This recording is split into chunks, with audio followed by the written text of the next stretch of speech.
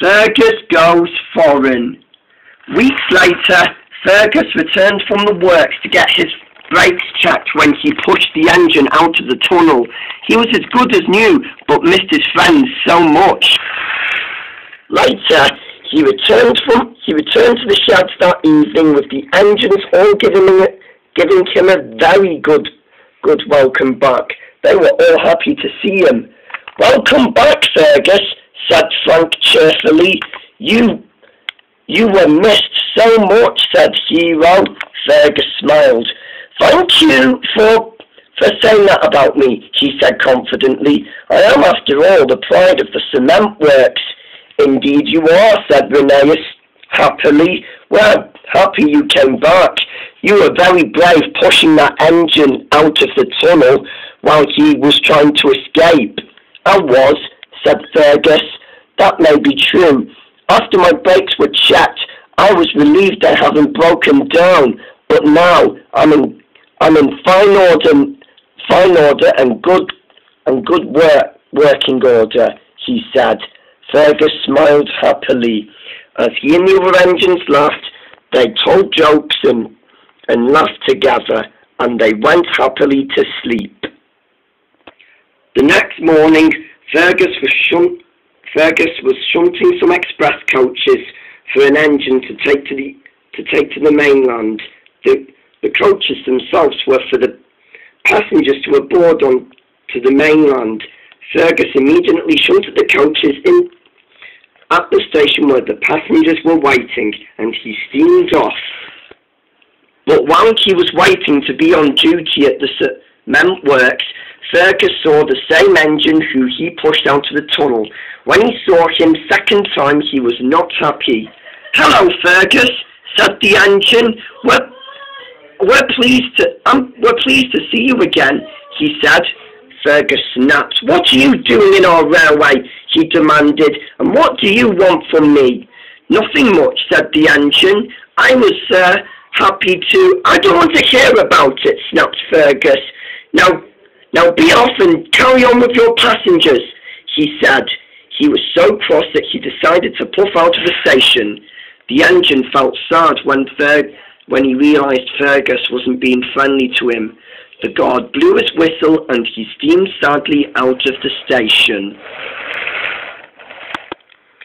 Later he came back to the sheds feeling depressed. The other engines all asked him, and he told them what Fergus said to him. "That's not like Fergus to be nasty," said Rheneas. "I'm sure he doesn't mean that." "Yeah," said Hero. "Fergus is always nice, but I didn't know he would be this so mean." Maybe he's just fed up with you being in our railway for one day," said Frank. "I was trying to be nice," said the engine, "but he's still ignorant with me." Just then they heard a familiar whistle. There was Fergus. When he saw the engine again, he was not happy. "You," he said, "are not welcome here," he said. The engine was still defenceless, but the other engines had had enough. "Leave him alone, Fergus," said Frank. "He doesn't deserve this." "He's right," said the engine. "I've changed now." "I don't even care," snapped Fergus.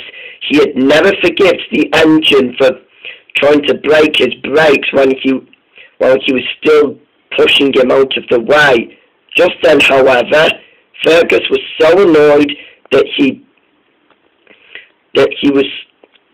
thought of something to insult the engine. "Well," he said, "at least the owner should have left you at the other railway," he said. The engine was offended, but the others were shocked with Fergus's behaviour. "Right," scolded Hero. "Fergus, why don't you just go and leave him and us to it," he said. "You're disturbing the peace, not him." "Ugh," groaned Fergus, and he puffed crossly away. Just then, he came into the sheds where they keep all the trucks at to sleep. Fergus was sad when he felt like his friends were turning against him, and soon after that, his driving fireman left home at the yards where the trucks live at. Fergus was so annoyed that he went sadly to sleep. Later that day, Fergus was still shunting the express coaches into the big station then, and when that was over and done with, he decided a plan. "I'll pull the express by myself today," he said, and he chuffed on. And without the engine noticing, Fergus buffered up to the coaches which he was supposed to take. "Get in," said Fergus. He blew his whistle for the passengers to get in. The guard blew his whistle. His driver was worried. "Fergus," he said, "these coaches I'm pulling them today, thank you very much," said Fergus. But what his driver was meant to say was that the express was too heavy for a small engine like Fergus, and he steamed away. When the engine arrived at the big station, he asked the station master, "Where's the express?"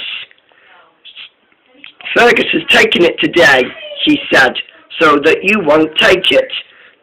The engine was very cross. He was so annoyed that he raced off to tell the flat controller what Fergus had done. But until meanwhile, Fergus was struggling up the hill with the express, but he didn't care. "Must get express to the other station," he went. He was as red as his wheels, but then there was trouble. There was a big loud crack. Fergus stopped. He realized that his cylinders have popped. His driver looked at what happened and spoke severely to Fergus. "I'm very surprised at you both showing off like that," he said. "Now you will have to be sent to the works again."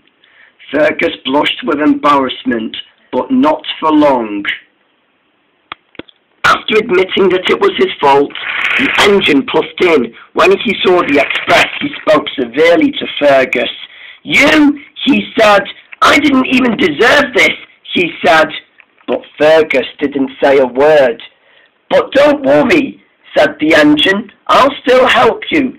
And he buffered up to the express and pushed Fergus and his express up the hill.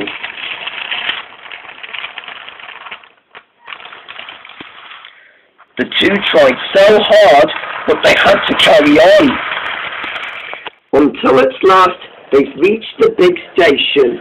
The passengers all thanked the engine, but Fergus was impressed.